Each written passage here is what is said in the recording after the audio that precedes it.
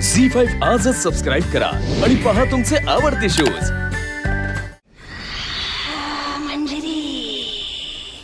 मंजरी दिव्य कवडी तुझ्याकडे असल्यानं हे घडतंय। कवडीच्या शक्तीमुळे तुला अंबिका दिसते नाही, अशी गडबडून जाऊ नकोस। सावध हो, सावध हो मंजरी, सावध हो। जा पुढे, जा जा पुढे मंजरी। अथर्व, नका करू त्या मायाशी लग्न प्लीज।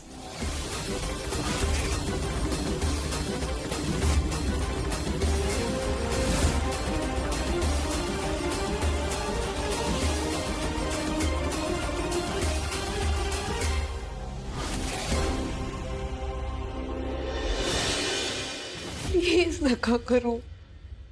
अथर्व,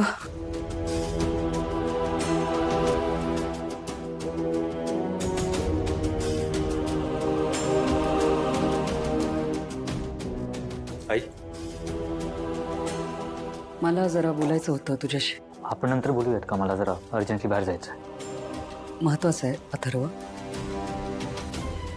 अथर्व, वेदाच्या बाबतीत जे काय घडलंय त्याचा तपास सुरूच राहील, पण मला असं वाटतंय की इतर लोक आहेत घरात त्या गोष्टीकडे लक्ष द्यायला। माझं म्हणणं आहे की तू तुझ्या लग्नाच्या तयारीकडे आत्ता जास्ती लक्ष देणं गरजेचं आहे। आई, त्या गोष्टीचा शोध लावणं खूप खूप इम्पॉर्टंट आहे माझ्यासाठी, नाहीतर हे परत सुद्धा घडू शकतं। बरोबर आहे तुझं, पण अथर्व, हे लग्न पण महत्वाचं आहे। म्हणजे आपण हे सगळं वेदासाठीच करतोय ना? नाही आई, आई ऐका, तुम्हाला वाटतंय ना तशी नाहीये ती माया। ती आपल्या वेदावर जीव लावणार नाही, ती तिच्यावर प्रेम नाही करणार। ठीक आहे, मी लगेच जाऊन आलो पोलीस स्टेशनला, मग आपण बोलूया तयारीचं। बर, घरातून कोणी सोबत यायला हवंय का? अजितला पाठवू? नाही, मी एकटाच आहे। ठीक आहे, चल। अथर्व, अथर्व ऐका ना। आई, आई ऐका, ऐका ना कोणीतरी माझं प्लीज। मी काय करू म्हणजे तुम्हा सगळ्यांना माझा आवाज ऐकू येईल?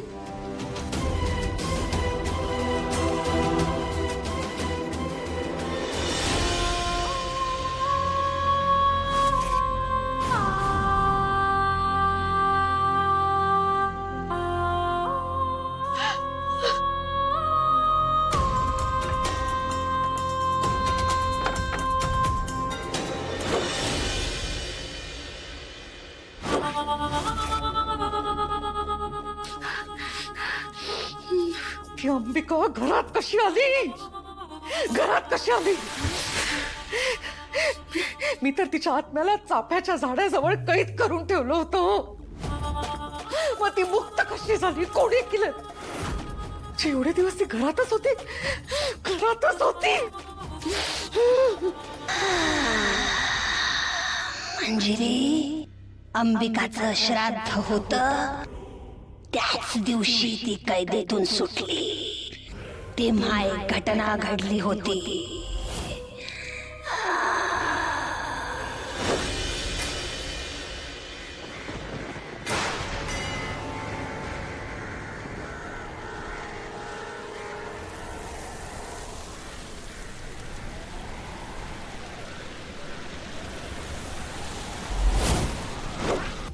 पण ती इतके दिवस घरात होती हे कळलं कसं नाही मला? नाही मार्जरी, तिचा आत्मा असं मुक्त असणं आपल्या हिताचं नाहीये, आपल्या हिताचं नाहीये ते। काही करून तिला कैद करावंच लागेल, आणि तिला कैद करण्यासाठी मी वाटेल ते करीन, वाटेल ते करीन। मार्जरी, आता तर माझ्याकडे कवडी सुद्धा आहे।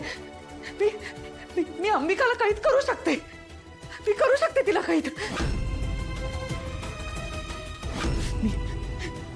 मी कैद करणार तिला, मी कैद करणार तिला।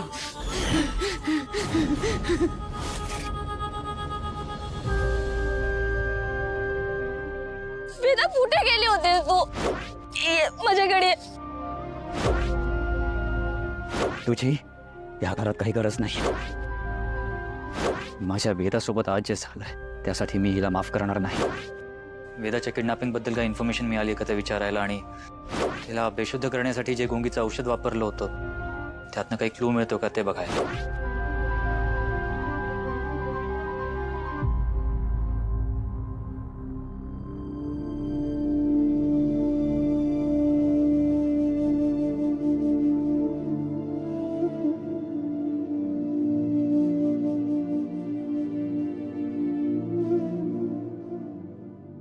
मीरा,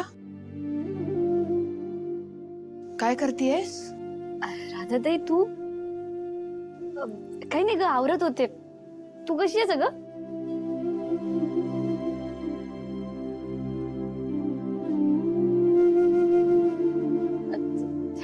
ताई अशी काय एकटक बघतेस माझ्याकडे? तू बरी आहेस? हो ग, मला काय झालंय?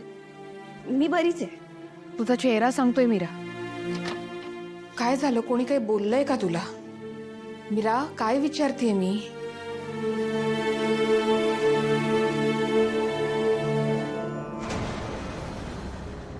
ताई अगं काल ना वेदा जंगलात हरवली होती. माझा हात सोडून ती कधी गेली मला कळलंच नाही ग. त्यामुळे वेदाचे बाबा माझ्यावरती खूप चिडलेत आणि रागवलेत सुद्धा. पण ताई मी मुद्दाम नाही केलं. माझं लक्ष होतं वेदावर.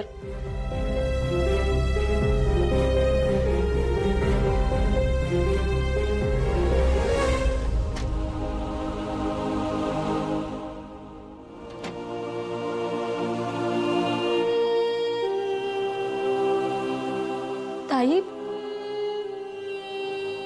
तुला पण तसंच वाटतंय का ग?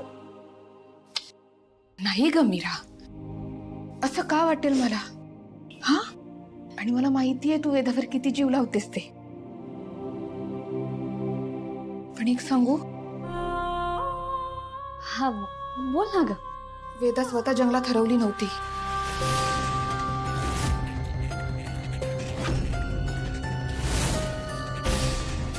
हे सगळं मायाने घडवून आणलंय.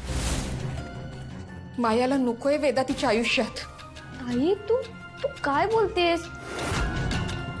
अगं मायाताई असं का करते? हे बघ, मायाताईंचा ना वेदावरती खूप जीव आहे. हे सगळं दाखवण्यापुरतं. माया अथर्वसाठी योग्य नाही आणि माया अथर्वचं लग्न झालं ना तर या सगळ्यात आपल्या वेदाच्या जीवाला धोका आहे. ताई तुझा मायाताईंवर इतका राग का आहे? कारण तिचा स्वभावच तसा आहे. अगं तू बघ ना ती कशी वागते ते. अगं मी रोज बघतेय. मला काय वाटतं ना की तुलाच कोणीतरी मायाताईंबद्दल काहीतरी सांगितलंय. नाही ग मीरा. हे बघ ताई, मला ना तुझं सगळं पटतं. तू खूप चांगली आहेस, तू लोकांना मदत करत असतेस. मला ना तुझा स्वभाव पण आवडतो. पण ना हे जे तू काही मायाताईंबद्दल बोलते ना ते मला पटतच नाही अगं. हे बघ, तुला मायाताईंवरती विश्वास नसेल पण माझा मायाताईंवरती पूर्ण विश्वास आहे. आणि तू ना मायाताईंबद्दल असं बोलत नको जाऊस.